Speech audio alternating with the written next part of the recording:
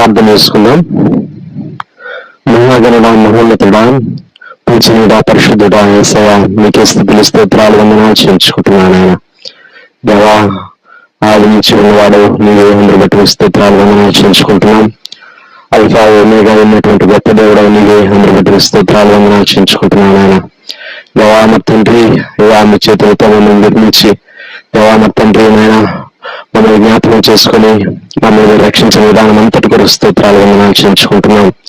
తండ్రితో ఉండుట దేవా విడిచిపెట్టకూడని భాగ్యం ఎంచుకునక మిమ్మల్ని మీరు తగ్గించుకుని దీనుడుగా రిక్తుడుగా మా కొరకు పరలోకాన్ని విడిచి భూలోకానికి దిగి వచ్చినటువంటి గొప్ప దేవా యేసయ్యా, మీకే స్తుతులు స్తోత్రాలు వందనాలు చెల్లించుకుంటున్నాను. దేవా మీ ప్రేమంతటి కొరకు స్తోత్రాలు. దేవా మీరు మా ఎడలు కనపరుస్తున్నటువంటి మీ కృప, వాత్సల్యత సమస్తం కొరకు మీ స్తోత్రాలు వందనాలు చేయించుకుంటున్నాం. దేవా మరి తండ్రి, దినదిన నూతనమైనటువంటి కృపతో నింపుతూ మమ్మల్ని నడిపిస్తూ పోషిస్తున్న విధానం అంతటి కొరకు స్తోత్రాలు వందనాలు చేయించుకుంటున్నాను. ఆయన దేవా మరి తండ్రి, మీ ప్రేమ యొక్క లోతు, వెడల్పు, ఎత్తు, పొడవు దేవా మేము కొలవలేము. నాయన దేవా మరి తండ్రి, అంత అధికమైనటువంటి ప్రేమతో మీరు మమ్మల్ని ప్రేమిస్తున్న విధానం అంతటి కొరకు స్తోత్రాలు. దేవా మరి తండ్రి, మీ కృపా మాయలు ఎంతో హెచ్చుగా ఉన్నది, అందరి బట్టి మీ స్తోత్రాలు చేయించుకుంటున్నాం. దేవా మరి తండ్రి నాయన మా దైవజనులను మీరు జ్ఞాపకం చేసుకుని మీ ఆత్మాభిషేకంతో నింపి బలపరిచే బలంగా మీరు వాడుకోమని ప్రార్థన చేస్తున్నాం. దేవా దైవజనుల ద్వారా దేవాలా నాయన మీ వాక్యం ద్వారా అనేక పర్యాయాలు మీరు మాతో మాట్లాడుతూ మమ్మల్ని బలపరుస్తూ వచ్చిన దినాలన్నిటి కొరకు స్తోత్రాలు. మేమంతటినీ మా కొరకు దీవించమని యేసుక్రీస్తు వారి అతి పరిశుద్ధమైన నామంలో స్తుతించి ప్రార్థన చేసి అడిగి వేడుకుంటున్నాం పరలోకపు తండ్రి, ఆమేన్. మహోన్నతుని చాటున నివసించేవాడే, సర్వశక్తి మీద విశ్రమించేవాడు. ఆయన నాకు ఆశ్రయము, నా కోట, నేను నమ్ముకుని నా దేవుడని నేను యెహోవాని గురించి చెప్పుచున్నాను. వేటకాని ఊరిలో నుండి ఆయన నిన్ను విడిపించును, నాశనకరమైన తెగులు రాకుండా నిన్ను రక్షించును. ఆయన తన రెక్కలతో నిన్ను కప్పును, ఆయన రెక్కల క్రింద నీకు ఆశ్రయం కలుగును. ఆయన సత్యము కీడమును డాలునై ఉన్నది. రాత్రి వేళ కలుగు భయమునకైనను, పగటి వేళ ఎగురు బాణమునకైనను, చీకటిలో సంచరించే తెగులునకైనను, మధ్యాహ్నం మంది పాడుచు రోగమునకైనను నీవు భయపడుకుందువు. నీ ప్రక్కన 1000 మంది పడినను, నీ కుడి పక్కన 10,000 మంది కూలినను అపాయం నీ ఎద్దుకు రాదు.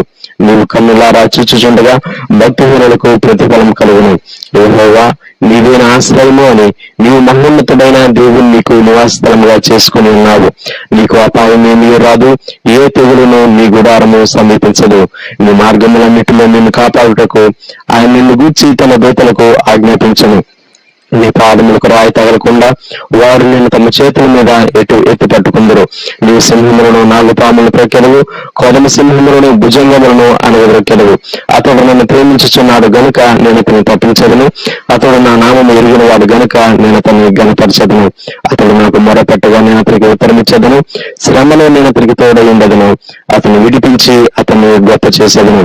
దీర్ఘాయు చేత అతనిని తృప్తిపరచదును. నా రక్షణ అతనికి చూపించదును. ఆమేన్. సమయంలో మనం దేవుని వాక్యం సమయంలో నిర్గమకాండ గ్రంథం 34వ అధ్యాయం 29వ వచనం చదువుకుందాం. మోషే సీనాయి కొండ దిగుచుండగా శాసనములు గల ఆ 2 పలకలు మోషే చేతిలో ఉండెను. అతడు ఆ కొండ దిగుచుండగా ఆయన అతనితో మాట్లాడుచున్నప్పుడు తన ముఖ చర్మము ప్రకాశించిన సంగతి మోషేకు తెలిసి ఉండలేదు. 35వ వచనం. మోషే ముఖ చర్మం ప్రకాశింపగా ఇశ్రాయేలీయులు మోషే ముఖమును చూచిరి. మోషే ఆయనతో మాట్లాడటకు లోపలికి వెళ్లి వరకు తన ముఖం మీద ముసుగు వేసుకొని. ప్రియమైన వారలారా, ఈ సమయంలో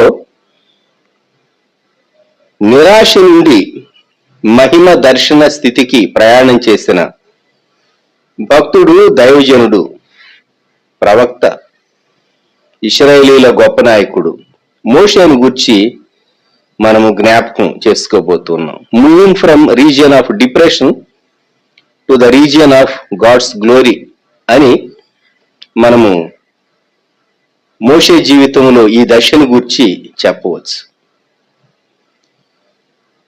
నిరాశ చుట్టూ కమ్మినటువంటి పరిస్థితుల్లో నుండి దేవుని మహిమను చూచేటటువంటి పరిస్థితుల్లోనికి మోషే తన జీవితంలో మూవ్ అయినటువంటి విధానం, దేవుడు నడిపించినటువంటి విధానం మనం ఇప్పుడు జ్ఞాపకం చేసుకోబోతూ ఉన్నాం. మోషే ఐగుప్తీయుల సకల విద్యలలో ప్రావీణ్యం కలిగిన వాడని, మాటల యందును కార్యముల యందును ప్రావీణ్యత కలిగిన వాడని స్టెఫను తన ప్రసంగంలో అపోస్తల కార్య గ్రంథం 7వ అధ్యాయంలో 22వ వచనంలో అన్నాడు, మోషే ఐగుప్తీయుల సకల విద్యలను అభ్యసించి మాటల యందును కార్యముల యందును ప్రవీణుడై ఉండెను.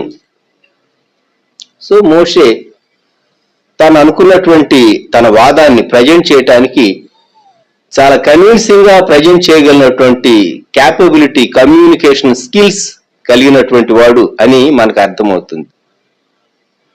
ఐగుప్తీయుల సకల విద్యలు, అక్కడ ఉన్నటువంటి బ్రాంచెస్ ఆఫ్ నాలెడ్జ్.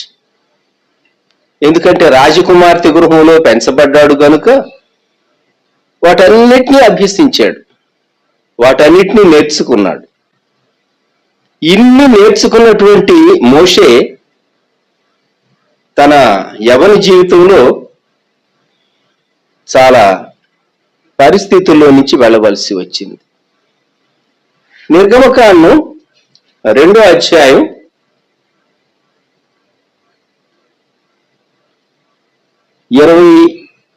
22వ వచనం లేక 21వ వచనం, మోషే ఆ మనుష్యునితో నివసించుటకు సమ్మతించెను, అతడు తన కుమార్తె అయిన సిప్పోరాను మోషేకిచ్చెను. అలాగే 22వ వచనం, ఆమె ఒక కుమారుని కన్నప్పుడు మోషే, నేను అన్యదేశములో పరదేశినై ఉంటిని అనుకొని వానికి గెర్షోము అని పేరు పెట్టెను. పరదేశి, గెర్షోము అనే పేరుకి అర్థం. మోషే మనసులో చాలా ప్రశ్నలు ఉండుంటాయి, మన మనసులో కూడా ఇటువంటి ప్రశ్నలు వస్తూ ఉంటాయి.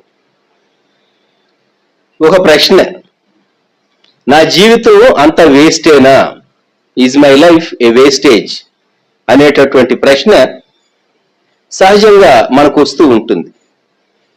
దేవుడు శ్రేష్టమైనటువంటి ఉద్దేశంతో మనల్ని ఆయన సృజించాడు. దేవునికి ఒక పర్పస్ ఉంటూ ఉన్నది. దేవుని ఉద్దేశాన్ని గ్రహించి మనం ఆ ఉద్దేశానికి లోబడితే దేవుడు చక్కగానే మన జీవితాలను రూపొందించగలడు. మన జీవితం వృధా కాదు. మోషేకి ఈ ప్రశ్న ఖచ్చితంగా వచ్చి ఉంటుంది, నా జీవితం వృధాయేనా? ఎందుకు అంటే 3వ అధ్యాయంలో దేవుడు తనతో మాట్లాడక మునుపు మోషే జీవితంలో 40 సంవత్సరాలు 40 సంవత్సరాలు 40 సంవత్సరాలు 3 40లు మొత్తం 120 సంవత్సరాలు జీవించినటువంటి మోషే జీవితంలో మొదటి 40 ఐగుప్తు రాజప్రాసాదంలో తాను గడిపితే, రెండవ 40 మిద్యాను అరణ్యంలో తాను గడపవలసి వచ్చింది, మందలను మేపవలసి వచ్చింది. తానెవరో తన ఐడెంటిటీ చెప్పుకోవటానికి సిగ్గుపడాలి, ప్రూవ్ చేసుకోవటానికి కూడా అవకాశం లేదు. తానెవరో చెప్పినా ఎవరు నమ్మరు. కారణం, అంత గొప్ప వ్యక్తివైతే నువ్వు ఇక్కడ ఎందుకున్నావు, ఒక కాపరిగా ఎందుకున్నావు అని ఎవరైనా ప్రశ్నించవచ్చు. తాను ఒక గొప్ప పట్టణంలో నివసించలేదు సుమా. మిద్యాను ప్రాంతంలో తాను నివసించినప్పుడు గుడారంలో ఉన్నాడు. తాను అన్య దేశంలో పరదేశిని అనేటటువంటి ఫీలింగ్ తనకు పదే పదే వస్తూ వచ్చింది.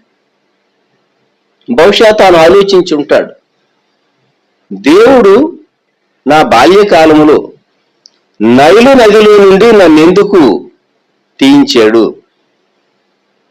హెబ్రీల ప్రతి మగపిల్లవాడిని నైలు నదిలో పడవేసినటువంటి కాలంలో సరిగ్గా ఆ సమయానికే రాజుగారి కుమార్తె స్నానమునకు, ఏటి స్నానానికి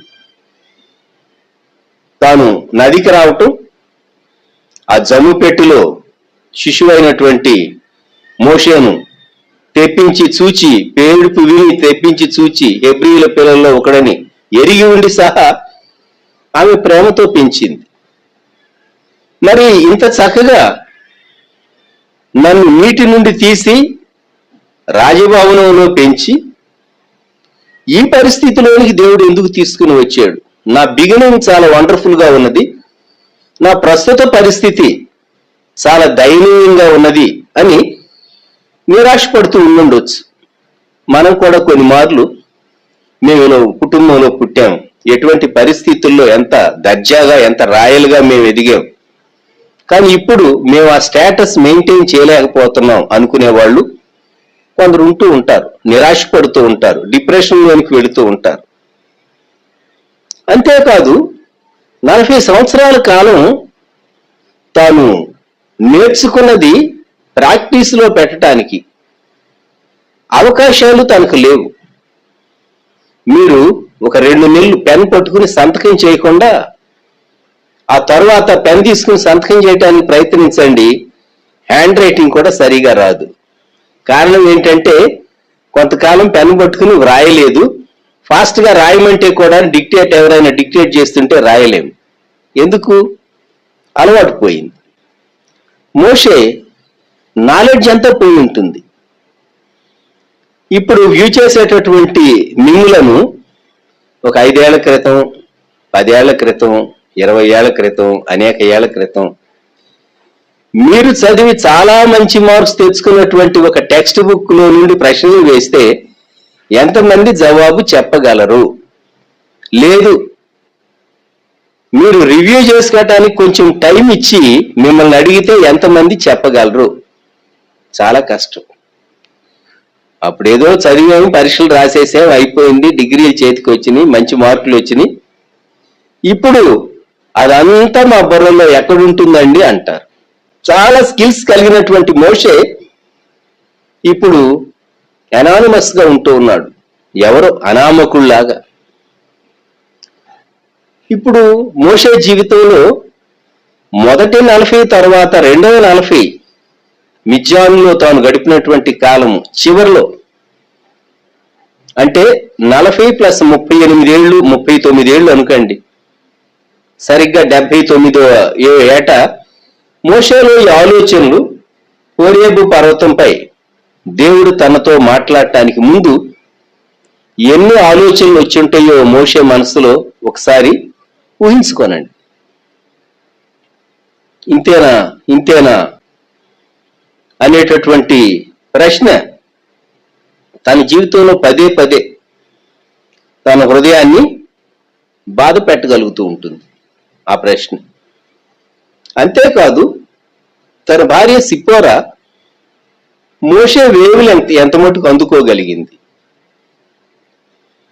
తాను నేర్చుకున్నటువంటివి, తాను చదివినవి, తాను మొదటి 40 సంవత్సరాల్లో తన జీవితంలో బాల్యకాలం నుండి ఆ విషయాలన్నీ తాను ఒకవేళ షేర్ చేసిన ఈ మిద్యాను అరణ్యంలో, అంతగా జనసంచారం లేనటువంటి ప్రాంతాల్లో, ఐగుప్తు వంటి నాగరికత లేనటువంటి ఈ ప్రాంతాల్లో నివసించే వీరికి ఆ విషయాలు ఎంత మటుకు అర్థమై ఉంటాయి. నేను బ్యాంకులో వర్క్ చేసే కాలంలో నా కొలీగ్ ఒకరు అనేవారు, నేను తనకు ఒకసారి ప్రశ్న వేశాను, మీరు ఆఫీస్ నుండి వెళ్ళిన తర్వాత ఏం చేస్తారండి అని. నేను స్నానం చేసిన తర్వాత భోజనానికి ముందు ఇంగ్లీష్ పేపర్ నేను చదువుతాను, అయితే ఇంగ్లీష్ పేపర్లో ఉన్నవేవి నేను నా వైఫ్తో డిస్కస్ చేయని పాలిటిక్స్, నా వేవ్ లెంగ్త్ ఆమెకి అర్థం కాదు, కాబట్టి నా మటుకు నేను చదువుకుంటాను, అలాగే ఇద్దరు పిల్లలు ఏం చదువుతున్నారో ఒకసారి రివ్యూ చేస్తాను, భోజనం చేస్తాను, కొంతసేపటి తర్వాత పడకు వెళ్తానని చెప్పాడు. ఆయన చెప్పిన ప్రాముఖ్యమైన మాట ఏంటంటే, నా వేవ్ లెంగ్త్ నా భార్య క్యాచ్ చేయలేదు, ఎందుకంటే ఆమె కాలేజ్ స్టడీస్ ఆమెకి లేవు. రెండవది, నాకున్నటువంటి ఆసక్తి, ప్రపంచ వార్తలను గురించినటువంటి ఆసక్తి ఆమెకు లేదు. మూడవది, నేను చదివినట్లుగా ఇంగ్లీష్ న్యూస్ పేపర్ ఆమె చదవదు, కాబట్టి నా వేవ్ లెంగ్త్ ఆమె క్యాచ్ చేయలేదు అని అన్నారు. మోషే యొక్క వేవ్ లెంగ్త్ సిప్పోరా ఎంత మటుకు క్యాచ్ చేసింది? కొంతమంది భార్యాభర్తలు, భర్త యొక్క పని ఇండియా దేశంలో సహజంగా మన సమాజంలో భర్త సంపాదించాలి, భార్య గృహాన్ని మెయింటైన్ చేయాలి, బిడ్డలను పెంచాలి అనేది. కొన్ని కుటుంబాల్లో మరి భార్యాభర్తలు ఇరువురు పనిచేస్తూ ఉంటారు. అయితే వేవ్ లెంగ్త్, ఒకరి ఆలోచనలు ఒకరితో పంచుకోవటం అనేది అది అన్ని కుటుంబాల్లో సాధ్యం కాదు. సాధ్యం కాదు అంటే అన్ని కుటుంబాల్లో సంభవించదు అని చెప్పుకోవచ్చు. ఇంకా చెప్పాలంటే ఎవరికి వారే బిజీగా ఉంటారు, జాబ్ లో ఉన్నప్పుడు ఇద్దరు భార్యాభర్తలు జాబ్ చేసే వాళ్ళు అయితే జాబ్ లో ఉన్నప్పుడు భార్యాభర్తలు ఫోన్ చేసి హలో హలో మాట్లాడుకుంటూ ఉండొచ్చు కొన్నిసార్లు, షిఫ్ట్లు వేరైనప్పుడు, డ్యూటీస్ వేరైనప్పుడు. సో మన వేవ్ లెంగ్త్ క్యాచ్ చేయగలిగినటువంటి పార్ట్నర్ కలిగి ఉండటం కూడా అది దేవుని కృపే. కొన్ని మార్లు టేస్ట్ అండ్ ప్రిఫరెన్సెస్ వ్యక్తులకు భిన్నంగా ఉంటే గాని కామన్ టేస్ట్ అండ్ ప్రిఫరెన్సెస్ ఇరువురు లైక్ చేసేటటువంటి కొన్ని సాధారణటువంటి అంశాలు అవి సంభాషణలో సంతోషాన్ని ఎక్కువ చేస్తాయి, సహవాసాన్ని ఎక్కువ చేస్తాయి. మోషేకి ఇంకో ప్రశ్న వచ్చి ఉండొచ్చు, మరి నా ప్రజల యొక్క సఫరింగ్ అలాగే ఉన్నదా, వారి శ్రమ ఎలా ఉన్నది, ఐగుప్తులో కేరో ప్రాంతంలో వారి యొక్క శ్రమ ఎలా ఉన్నది అని ఆలోచించి ఉంటాడు. ప్రతి రాత్రి బహుశా తన మనసులోకి ఈ ప్రశ్న వచ్చి ఉండొచ్చు, దేవుడు ఎవరినైనా తాను ఒక నాయకునిగా లేక కొందరు నాయకులను వారిలో నుండి దేవుడు రైజప్ చేసి ఉంటాడా, వారు రాజుతో డీల్ చేస్తూ ఉండుంటారా, వారి పరిస్థితులు ఏంటి అని కూడా తాను ఆలోచించి ఉంటాడు. ఇప్పుడు ప్రస్తుత పరిస్థితి ఏంటి, ప్రస్తుత పరిస్థితిని గురించి మోషేకు తాజా సమాచారం అందించేటటువంటి వారు ఎవరు లేరు అని మనం జ్ఞాపకం ఉంచుకోవాలి. వార్తాపత్రికలు సహా లేనటువంటి కాలంలో మోషే జీవించాడు అని మనం జ్ఞాపకం చేసుకుంటాం. ఐగుప్తు నుండి ఇతర ప్రాంతాలకు రాజబాటలో ప్రయాణం చేసి లేకుంటే హైవేస్ లో ప్రయాణం చేసి వెళ్లేటటువంటి వర్తకులైనటువంటి వారు లేక కొద్దిమంది ప్రయాణికులైన వారు ఆ పట్టణం యొక్క లేక ఆ దేశం యొక్క వార్తలను గురించి దాన్ని వెళ్లేటటువంటి వారితో చేసే సంభాషణను బట్టి కొన్ని ఆ నోట ఈ నోట మోషే చెవికి చేరి ఉండవచ్చు. అంతకు తప్ప స్పెసిఫిక్ గా తన కుటుంబాన్ని గురించి గాని తన ప్రజలను గురించినటువంటి క్షేమ సమాచారం తన దగ్గర లేదు, తెలుసుకునేటటువంటి మార్గం లేదు. ఈ రోజైతే మనం మన సెల్లోనే ప్రపంచంలో ఏ దేశం యొక్క పరిస్థితులు ఏంటో రాజకీయ పరంగా, ఆర్థిక పరంగా, వ్యాపార విషయాల్లో, భౌగోళికంగా ఏ దేశంలో ఏ రోజు ఏం జరుగుతున్నదో మనం మన దగ్గర ఉన్నటువంటి స్మార్ట్ ఫోన్ ద్వారా తెలుసుకోగలిగినటువంటి కాలంలో మనం ఇప్పుడైతే ఉన్నాం కానీ ఆ కాలంలో వార్తాపత్రికలు సహా లేవు. అటువంటి దినాల్లో మోషే హృదయంలో ఎన్ని రకాలైనటువంటి ఆలోచనలు వచ్చుంటాయో ఊహించుకోనండి. అంతేకాదు మోషే మనసులోనికి ఒక ప్రశ్న వచ్చి ఉండొచ్చు, దేవుడు నాతో మాట్లాడతాడా, దేవుడు నాతో మాట్లాడతాడా, దేవుని స్వరము నేను వినగలనా, నా జీవితంలో నేను అనుకున్నటువంటి ఆశయం నెరవేరుతుందా. చాలా మార్లు మోషే నిరుత్సాహంలోనికి, నిరాశలోనికి వెళ్ళిపోయి ఉంటాడు, డిప్రెషన్లోనికి వెళ్ళిపోయి ఉంటాడు. ప్రియమైనటువంటి సోదరుడా సోదరి, నీవు కూడా నీ జీవితంలో డిప్రెషన్లోనికి వెళ్ళుంటావు. డిప్రెషన్లోనికి ఎవరు వెళ్తారు అంటే అనుకున్నది సాధించలేనటువంటి వారు డిప్రెషన్లోనికి వెళ్తారు. ఒక మంచి జీవిత ఆశయం కలిగి ఉండి కూడా దానిని నెరవేర్చలేకపోతే అయ్యో నేను చాలా మంచి ఆశయాన్ని సెలెక్ట్ చేసుకున్నాను కానీ దానిని నేను నెరవేర్చలేకపోయేనే అనేటటువంటి నిరాశలోనికి కొందరు వెళుతూ ఉంటారు. కొందరు వారు అనుకున్నది కొంతమటుకు సాధించగలరు. అయితే కంప్లీట్ సాటిస్ఫాక్షన్ తో నేను ఏది చేయాలి అని ఆశించానో దాని అంతటినీ చేయగలిగాను అని అందరూ చెప్పలేరు. కొందరి ఆశయాలు లోకంలో చాలా సంపాదించుకోవాలి అని ఉంటుంది. అయితే మోషే జీవితంలో దేవుని ప్రజలను గుర్చినటువంటి ఆసక్తి తనకున్నది. లోకాన్ని సంపాదించుకోవాలనుకోలేదు. ఐగుప్తు ధనాన్ని తాను విలువైనదిగా ఎంచలేదు. అసలు కుమారుడికే పెట్టినటువంటి పేరు అన్య దేశంలో నేను పరదేశిని అని గెర్షోము అని పేరు పెట్టాడు. తన ఆలోచనలు ఉన్నతమైనటువంటి విధానంలోనే ఉన్నవి. అయితే మోషే చాలా డిప్రెషన్ లో ఉన్నాడు అని చెప్పాలి. ఇంతకు ముందు మనం చెప్పుకున్నట్టు 79వ సంవత్సరం 80వ సంవత్సరం నిండుతూ ఉండగా మోషేలో ఆలోచనలు ఇంకెక్కువ అయిపోయి ఉంటాయి.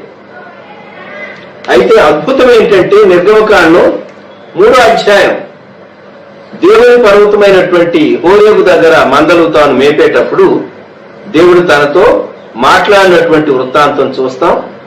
4వ అధ్యాయం వచ్చేసరికేమో దేవుడు మోషేకు ఈ సూచనలు ఇచ్చి కొన్ని సూచనలు ఇచ్చి నీవు ఈ సూచ్య కార్యాలు చేయమని, ఆ తరువాత మోషే సాకులు చెప్పిన దేవుడు కోపపడి నీవే వెళ్ళాలి, నేను నీకు తోడై ఉంటాను, అహరోను నీకు తోడుగా ఉంటాడు అని చెప్పినటువంటి ఆ విషయాలు నిర్గమకాండం 4వ అధ్యాయంలో మనం చదువుతాం.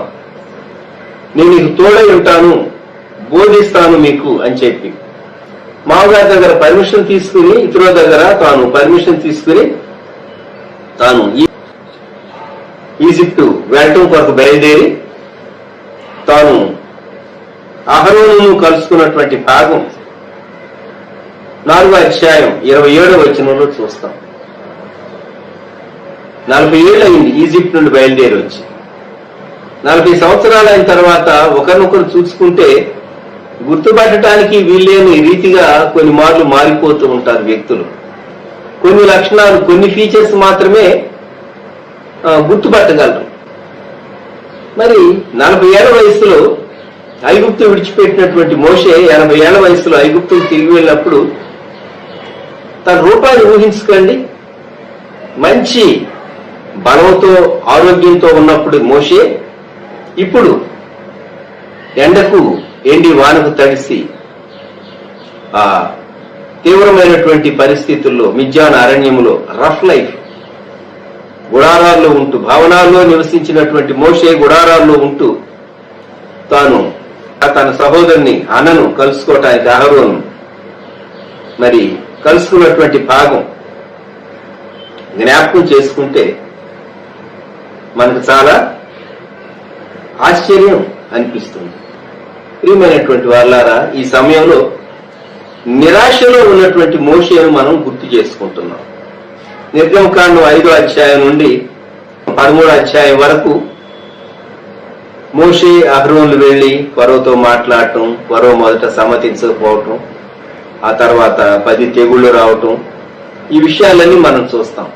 14వ అధ్యాయం వచ్చేసరికి ఎర్ర సముద్రం దగ్గర ఉన్నటువంటి విమోచిత ప్రజలను చూస్తాం. 15వ అధ్యాయంలోనేమో వారు పాడినటువంటి పాట చూస్తాము, విమోచన గానము. ఆ తర్వాత వారి క్యాంప్స్, ఇశ్రాయేలీలు విడిది చేసినటువంటి అరణ్య యాత్రలో వారు విడిది చేసినటువంటి స్థలాలు చూస్తాం. అయితే 20వ అధ్యాయం వచ్చేసరికి దేవుడు మోషేతో మాట్లాడుతూ ఉన్నాడు. మోషే పర్వతం పైన ఉన్నాడు. 31వ అధ్యాయం వరకు నిర్గమకాండంలో దేవుడు అనేక విషయాలు మోషేతో చెప్పాడు. అవి చదవటానికే మనకి ఎలాగ అనిపిస్తుందంటే, ఇన్ని విషయాలు మన బుర్రలో ఉంచుకోవటం ఎంత కష్టతరం అని అనిపిస్తుంది. దేవుడు చెప్పినవన్నీ మోషే తన ప్రజలకు, దేవుని ప్రజలకు అందించాలి, వాటన్నిటిని బోధించాలి. అలాగే ఆయన చూపించినటువంటి మాదిరి చొప్పున ప్రత్యక్షపు గుడారం వారి మధ్య నిలవబెట్టవలసి ఉంటూ ఉన్నది. ఎన్నో విషయాలు ఉన్నాయి. సడన్ గా దేవుడు ఇంత భారం మోషే పైన పెట్టాడు. నేను ఈ సామర్థ్యం ఇస్తానన్నాడు, కాదని చెప్పలేదు. కానీ విషయం ఏంటంటే, మోషే జీవితంలో నిరాశలో నుండి చాలా హఠాత్తుగా యాక్టివిటీలోనికి, ఒక్క క్షణం తీరికైనటువంటి యాక్టివిటీలోనికి తాను రావాల్సి వచ్చింది. జ్ఞాపకం పెట్టుకోండి. 32వ అధ్యాయంలో పలకలు తీసుకుని కొండ నుండి దిగేటటువంటి మోషే ఇశ్రాయేలు చేసిన పని చూచి కోపంతో పలకలు పగలగొట్టడం, ఈ భాగాలన్నీ చూస్తాం మనం. అయితే 34వ అధ్యాయం వచ్చేసరికి దేవుడు చెప్పాడు, ఆ పలకలు వంటివి నువ్వు చెక్కమన్నాడు. రాతి పలకలు చెక్కి తాను కొండ ఎక్కాడు. నిర్గమకాండం 34వ అధ్యాయం 28వ వచనం. అతడు 40 రేయింబగళ్ళు యెహోవాతో కూడా అక్కడ ఉండెను. అతడు భోజనము చేయలేదు, నీళ్లు త్రాగలేదు. అంతలో ఆయన నిబంధన వాక్యములను అనగా 10 ఆజ్ఞలను ఆ పలకల మీద వ్రాసెను. ఇక్కడ మనం గ్రహించవలసినటువంటి సత్యం, దేవుడు మోషేను చాలా ఉన్నతమైనటువంటి అనుభవంలోనికి తీసుకుని వెళ్ళాడు. గమనించండి, మోషే ముఖ చర్మం ప్రకాశించింది పలకలు తీసుకుని దిగుతూ ఉండగా 29వ వచనం మనం చదువుకున్నాం. మోషే జీవితంలో 5 మెట్లు నేను మీకు జ్ఞాపకం చేయాలని ఇష్టపడుతూ ఉన్నాను.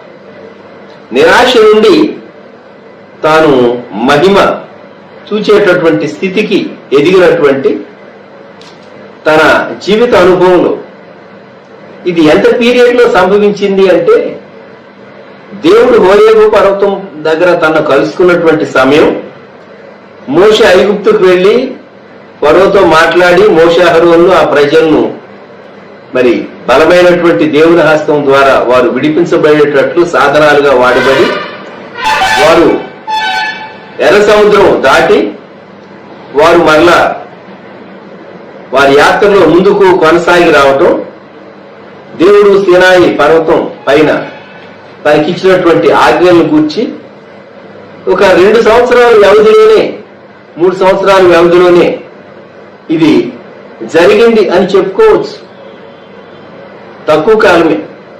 ఎందుకంటే ప్రత్యక్ష గుడారం వారు నిర్మించినటువంటి కాలం నిర్గమకాండంలో మనము లెక్క వేసుకుంటే, నిర్గమకాండం ఆఖరి అధ్యాయం మనము చదివినప్పుడు నిర్గమకాండం 40:17 వచనం, 2వ సంవత్సరమున మొదటి నెలలో మొదటి దినమున మందిరము నిలువబెట్టబడెను. ఈ 2వ సంవత్సరం అనేది ఇశ్రాయేలీయులు ఐగుప్తును విడిచిపెట్టిన తర్వాత, అంతకు మునుపు 1 సంవత్సరం కంటే తక్కువ కాలమే వీరు వెళ్లి ఫరోతో మాట్లాడటం, ప్రజలతో మాట్లాడటం, ఫరోతో మాట్లాడటం, ఆ తెగుళ్ళన్నీ సంభవించటం, ఇవన్నీ జరిగి ఉండాలి. కనుక మోషే జీవితంలో 80 సంవత్సరాలు నిండిన తర్వాత దేవుడు అద్భుతమైన రీతిగా తన జీవితంలో చేసినటువంటి కార్యం 81లో ప్రవేశించిన తర్వాత, లేక 82 అనుకుందాం, 81, 82 సంవత్సరాలు, 79 నుండి 82 సంవత్సరాలు తన జీవితంలో చాలా ప్రశస్తమైనటువంటి సంవత్సరాలుగా ఎంచవచ్చు.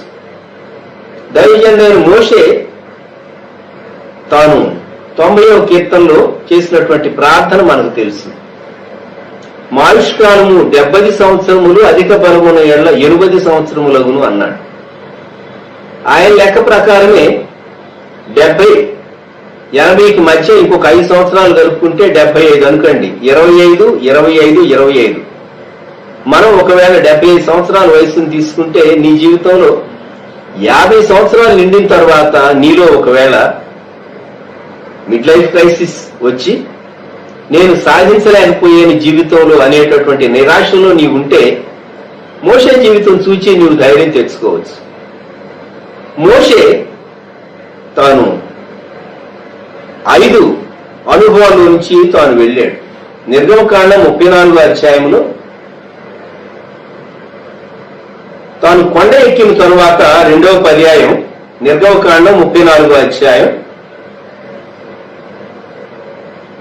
4వ వచనం నుండి, కాబట్టి అతడు మొదటి పలకల వంటి 2 రాతి పలకలను చెక్కెను. మోషే తనకు యెహోవా ఆజ్ఞాపించినట్లు ఉదయమందు పెందలకడ లేచి ఆ 2 రాతి పలకలను చేత పట్టుకుని సీనాయి కొండ ఎక్కగా, మేఘములో యెహోవా దిగి అక్కడ అతనితో నిలిచి యెహోవా అను నామమును ప్రకటించెను.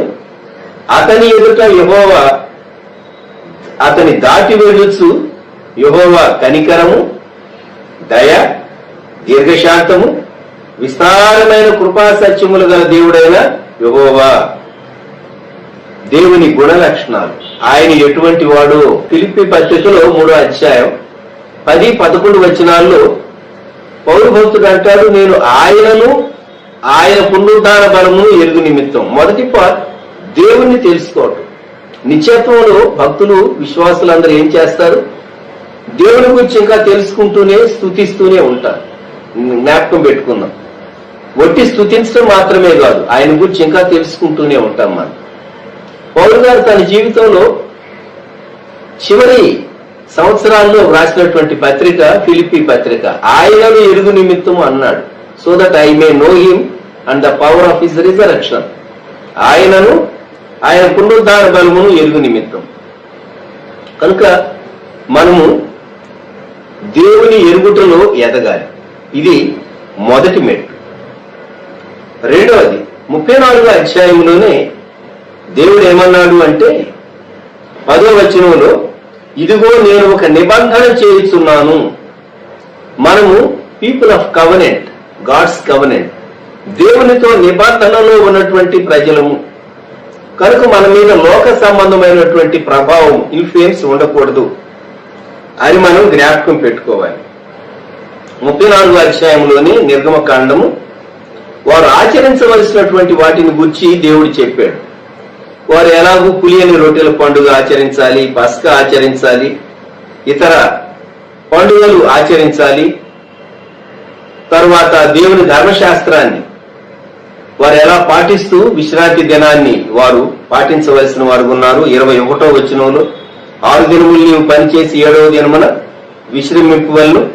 అలాగే 22వ వచనంలో గోధుమల కోతలో ప్రథమ ఫలముల పండుగ అనగా వారముల పండుగను, సంవత్సరాంతమందు పంట కూర్చు పండుగను ఆచరించవలను అని వారు ఆచరించవలసినటువంటి వాటిని గురించి 25వ వచనంలో పస్కా పండుగ వారు ఆచరించేటటువంటి విధానాన్ని గురించి కొన్ని హెచ్చరికలు దేవుడు వారికి చేశాడు.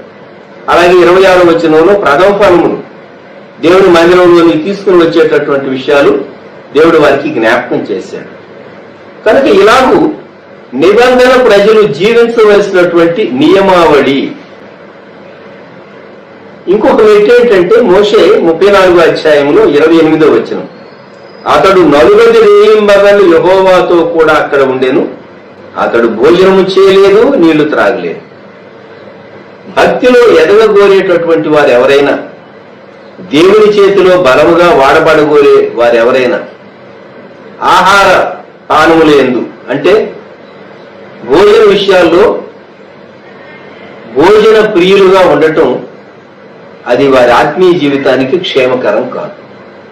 ఒక భక్తుడు పాటలో రాస్తాడు, అన్నపానములందు ఆశయించుకలేక అన్నా అని సేవింతులే ఓ యేసునాథ, అన్నా అని సేవింతులే, ఉన్నానంచు చెప్పుచున్నవాడవు కావా, ఉన్నావు నాకేమిలే ఓ యేసునాథ, ఉన్నావు నాకేమిలే అని ఒక పాట భక్తుడు రాశాడు. అన్నపానములందు ఆశయించుకలేక విపరీతంగా తినాలి అటువంటి మనసు చాలా భయంకరమైన మనసు. అటువంటి వారు ఆధ్యాత్మిక జీవితంలో గొప్ప అచీవ్మెంట్స్ ఎన్నడూ చేయలేరు, గుర్తుపెట్టుకోండి. కొంతమంది మీటింగ్స్కి వెళ్ళినప్పుడు బోధకులైనటువంటి వారు ఏ పూట కడుపు నిండా భోజనం చేయరు. ఆఖరి మీటింగ్ అయిపోయిన తర్వాత అప్పుడు తృప్తిగా భోజనం చేస్తారు. మీటింగ్ అయిపోయిన తర్వాత భోజనం చేస్తారు. కొందరి జీవితాల్లో ఈ అలవాటు, ఈ అభ్యాసం ఉంటూ ఉన్నది. యుద్ధభూమిలో ఉన్నప్పుడు ఆహార పదార్థాల పైన మనసు ఉండదు, గుర్తుపెట్టుకోండి. భోజనాన్ని అతిగా ప్రేమించడం, వస్త్రాలను అతిగా ప్రేమించడం, వస్తువులను అతిగా ప్రేమించడం విశ్వాసికి క్షేమాన్ని కలిగించడం. మోషే తాను 40 పగళ్ళు 40 రాత్రులు భోజనం చేయలేదు, నీళ్లు త్రాగలేదు. దేవుని మాటను బట్టి ఉన్నాడు కనుక తన శరీరం కృషించలేదు. సరికదా ముఖ చర్మం ప్రకాశించింది. దేవుని సన్నిధిలో నివసించుట. ఎఫ్సి పత్రికలో 1వ అధ్యాయం పౌలు భక్తుడు ఎఫెసు సంఘాన్ని గురించి చేసినటువంటి ప్రార్థనలో, ఓ ఎఫెసి విశ్వాసులారా, మిమ్మల్ని గుర్చి నా ప్రార్థన ఇది అని చెప్తూ 17వ వచనం నుండి 19వ వచనం వరకు, మరియు మీ మనోనేత్రములు మొదట అధ్యాయం విరిగింపబడినందున ఆయన మిమ్మును పిలిచిన పిలుపు వల్లనైన నిరీక్షణ ఎట్టిదో, పరిశుద్ధులలో ఆయన స్వాస్యం యొక్క మహిమైశ్వర్యం ఎట్టిదో, ఆయన క్రీస్తునందు వినియోగపరిచిన బలాతిశయమును బట్టి విశ్వసించు మనయందు ఆయన చూపుచున్న తన శక్తి యొక్క అపరిమితమైన మహాత్మ్యం ఎట్టిదో మీరు తెలుసుకొనవలనని మన ప్రభువైన యేసుక్రీస్తు యొక్క దేవుడైన మహిమ స్వరూపియగు తండ్రి తను తెలుసుకొనుట యందు మీకు జ్ఞానమును ప్రత్యక్షతయు గల మనసు అనుగ్రహించున్నట్లు నేను నా ప్రార్థనల యందు మిమ్మల్ని గురించి విజ్ఞాపన చేయుచున్నాను అన్నాడు. కనుక ఈ సమయంలో మనము జ్ఞాపకం చేసుకునేటటువంటి మాట, దేవుని గుణ లక్షణాలను మనము ఎరుగుతూ మనం ఆయనను గ్రహిస్తూ మనం ప్రేమించిన, మనం సేవించే దేవుడు ఎట్టివాడో అనేటటువంటి అంశంలో మనము ఎదుగుతూ ఉంటాం. రెండవది, మనము నిబంధన జనాంగము అనేటటువంటి అంశం జ్ఞాపకం ఉంచుకుందాం. మనము దేవుని జనాంగంగా, దేవుని నిబంధన ప్రజలంగా ఎదుగుతూ, మూడవదిగా యేసుక్రీస్తు ప్రభు యొక్క శ్రేష్టమైన శిలువ మరణ పునరుద్ధారాలను జ్ఞాపకం చేసుకుంటూ, ఆయన రక్తాన్ని ఆశ్రయిస్తూ మనము శిలువ వెలుగులో మన జీవితములను కొనసాగించేటటువంటి వారంగా, అలాగే భోజన పానముల విషయంలో నియంత్రణ కలిగినటువంటి వారంగా, అతిగా భోజనాన్ని ప్రేమించక దేవుని సన్నిధిని ప్రేమించేటటువంటి వారంగా, ఆయన యొక్క శక్తి, ఆయనను ఆయన పునరుద్ధాన బలమును అన్నాడు ఫిలిప్పీ పత్రికలో పౌలు భక్తుడు 3వ అధ్యాయం 10-11 వచనాలు. ఆయన పునరుద్ధాన బలమును ఎరుగు నిమిత్తము సమస్తమును నష్టంతో సమానంగా ఎంచుకుంటున్నాను అన్నాడు. కాబట్టి మన జీవితాల్లో మనము ఈ నియమాలు, ఈ స్టెప్స్ మనం జ్ఞాపకం ఉంచుకోగలిగితే ఎంత నిరాశలో ఉన్నా యేసుక్రీస్తు ప్రభు యొక్క మహిమ చూచేటటువంటి, లోకానికి కనుబర్చేటటువంటి, నీ జీవితంలో దేవుని ప్రభావాన్ని కనుబర్చేటటువంటి స్థితిలోనికి దేవుడు మనల్ని నడిపించగలడు. ఈ విషయాలు జ్ఞాపకం ఉంచుకుందాం. మరొకసారి, నిరాశలో నుండి మహిమకరమైనటువంటి జీవితంలోనికి అనేటటువంటి అనుభవంలో మోషే జీవితం చాలా చక్కని పాఠాలు మనకు నేర్పిస్తూ ఉంది. ప్రార్థన చేసుకుందాం. ప్రేమగల మా తండ్రి, పరిశుద్ధ ప్రభువా, ఈ సమయంలో తండ్రి మేము మోషే జీవితం నుండి గ్రహించవలసిన అనేక శ్రేష్టమైన పాఠములను లోతైన రీతిగా గ్రహించటకు మాకు సహాయం దయచేయండి. 79-80 సంవత్సరముల వయస్సులో వారు ఎంత నిరాశలో ఉన్నారో మేము ఎరుగుతూ మీ లేఖన భాగములు చదివినప్పుడు, అటువంటి స్థితిలో నుండి కొద్ది కాలంలోనే ఒక్క క్షణం తిరిగి లేనటువంటి చాలా బిజీ లైఫ్ లోనికి, చాలా హయ్యర్ కాలింగ్ లోనికి, రెస్పాన్సిబిలిటీస్ లోనికి మీరు తనను పిలిచి, నడిపించి, బలపరిచి మీరు వాడుకున్నటువంటి విధానాన్ని జ్ఞాపకం చేసుకుంటే మా జ్ఞానానికి ఇది అందదు. దేవా, మీ సంకల్పములు అద్భుతములు, మిమ్మల్ని స్తుతిస్తున్నాం. మా జీవితంలో కూడా నిరాశ పరిస్థితులు మమ్మల్ని ఆవరించినప్పుడు మేము నిరీక్షణ కలిగి మీ వైపు చూచి మీ వెలుగు పొందిన వారమై, మీతో సహవాసం చేసిన వారమై, మోషే ముఖ చర్మం ప్రకాశించినట్లు మా సాక్ష్య జీవితం ప్రకాశించటకు కృపదయచేయమని, ఇవి చేస్తున్నటువంటి మీ బిడ్డలందరినీ దీవించమని యేసయ్య మహిమగల నామములో ప్రార్థించి స్తుతించి వేడుచూ ఉన్నాము తండ్రి. ఆమేన్.